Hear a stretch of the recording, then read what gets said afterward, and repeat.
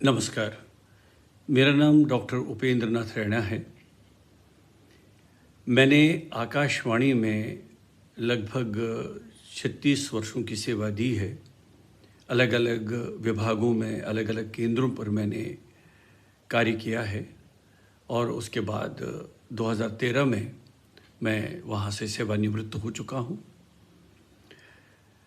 आकाशवाणी में आने से पूर्व मैं श्रीनगर कश्मीर में था। वहाँ पर मैंने रंगमंच की गतिविधियों में काफ़ी भाग लिया है और उसके अतिरिक्त साहित्य के क्षेत्र में भी मैंने रुचि ली है और वहाँ पर जो अलग अलग कार्यक्रम हुआ करते थे उनमें भाग लिया है। और सबसे बड़ी बात यह है कि मेरे परिवार का जो वातावरण था वो साहित्यिक और विशेषकर संस्कृति को लेकर काफ़ी रुचि थी हमारे परिवार में, क्योंकि मेरे पिताजी पंडित मोहन निराश वो रेडियो कश्मीर श्रीनगर, जो अब आकाशवाणी श्रीनगर कश्मीर के नाम से जाना जाता है, वहाँ पर वे कार्यक्रम अधिकारी थे।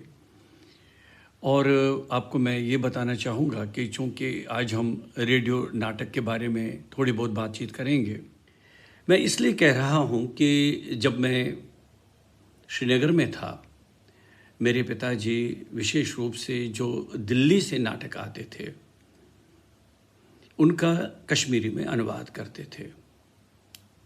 तो हमारे परिवार का, हमारे घर का वातावरण ऐसा था कि वो नाटक लगातार मैं सुनता रहा शुरू से ही।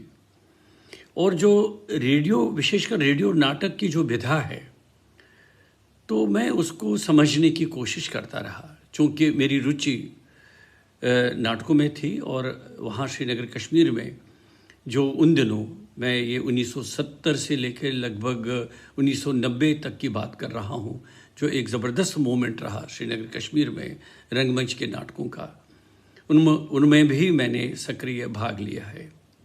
और उसके साथ साथ रेडियो से जो नाटक प्रसारित होते थे लगातार उनको सुनता रहा। और जो अलग अलग वातावरण के, अलग अलग क्षेत्रों के नाटक आते थे, अलग अलग जो हमारे बहुत अच्छे नाटककार हैं जो विशेषकर रेडियो के लिए लिखते हैं, उनके नाटक सुनता था, जिसमें कई नाटक ऐसे थे जो उन दिनों जब मैं छोटा था, 18, 19, 20 साल का, तो बादल सरकार का पगला घोड़ा, गिरीश कर्नाड का हयवदन, मोहन राकेश का आधे अधूरे, इस तरह के कई नाटक उनका अखिल भारतीय स्तर पर उनका प्रसारण हुआ। और जब मेरे पिताजी उसका कश्मीरी में अनुवाद करते थे तो मैं रुचि लेने लगा था नाटकों में। और मैं फिर अपने आप में ये सोचने लगा कि मैं रंगमंच में भी नाटक का कार्य करता हूँ और साथ में रेडियो नाटक में भी रुचि रखता हूँ। तो मैं इसका थोड़ा बहुत अंतर समझने लगा था और मुझे लगा था कि रंगमंच के लिए नाटक लिखने की प्रक्रिया बिल्कुल अलग है, उसके प्रस्तुतिकरण की प्रक्रिया बिल्कुल अलग है, और जो रेडियो से नाटक प्रसारित होते हैं उसकी प्रक्रिया बिल्कुल अलग है।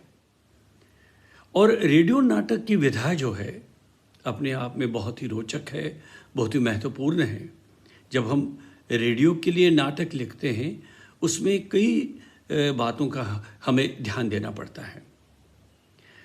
चूँकि रेडियो नाटक ध्वनि के माध्यम से आपके पास पहुँचता है, जब रेडियो नाटक प्रस्तुत होता है, उसकी रिकॉर्डिंग होती है, उस समय ना आपने कोई वेशभूषा पात्र के अनुसार पहनी होती है, न कोई कलाकार उसकी आयु की आपको पता चलता है। कभी कभी वॉइस मॉड्यूलेशन के माध्यम से भी पात्र उस जो कलाकार होता है उस नाटक के पात्र को निभाता है। तो इस तरह से बहुत अंतर है रंगमंच के नाटक में और रेडियो नाटक के टेक्निक में। मूल रूप से हम ये कहना चाहेंगे कि जब हम रंगमंच पर नाटक करते हैं जब हम पात्र को देखते हैं तो हमारे जहन में, हमारे भीतर उसकी एक पूरी छाप आ जाती है कि ये इस पात्र की भूमिका है, इसमें ये हमारे सामने आ गया है। लेकिन रेडियो नाटक में जब आप उस पात्र को सुनते हैं तो आप जब सुनते हैं तो आप रेडियो नाटक सुनते नहीं हैं, उसको आप को विजुअलाइज करना पड़ता है।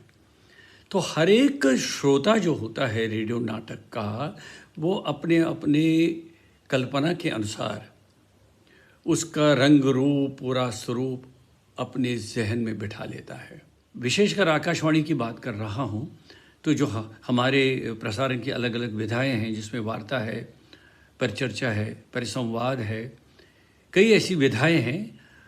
उनमें सबसे विशेष और महत्वपूर्ण विधा तो रेडियो नाटक की विधा है।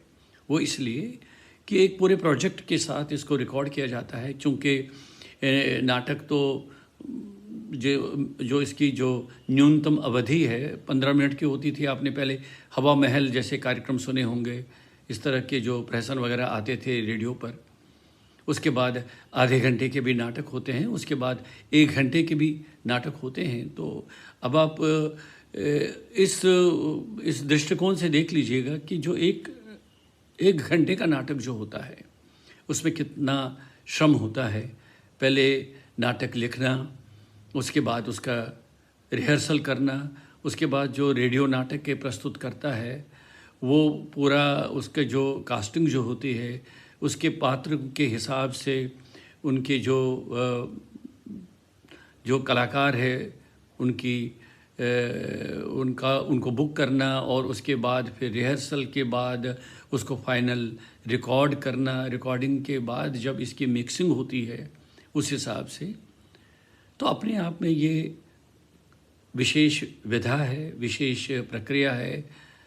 और इसको अब जीवित रखना बहुत बड़ी बात है।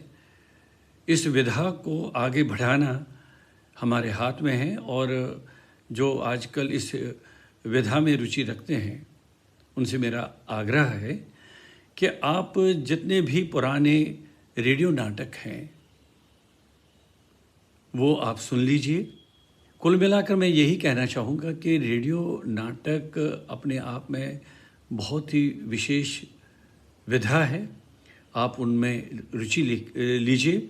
और विशेषकर जो हमारे जो नए कलाकार हैं, जो नए इसमें आना चाहते हैं, सुन लीजिए आप, बहुत आनंद आएगा आपको।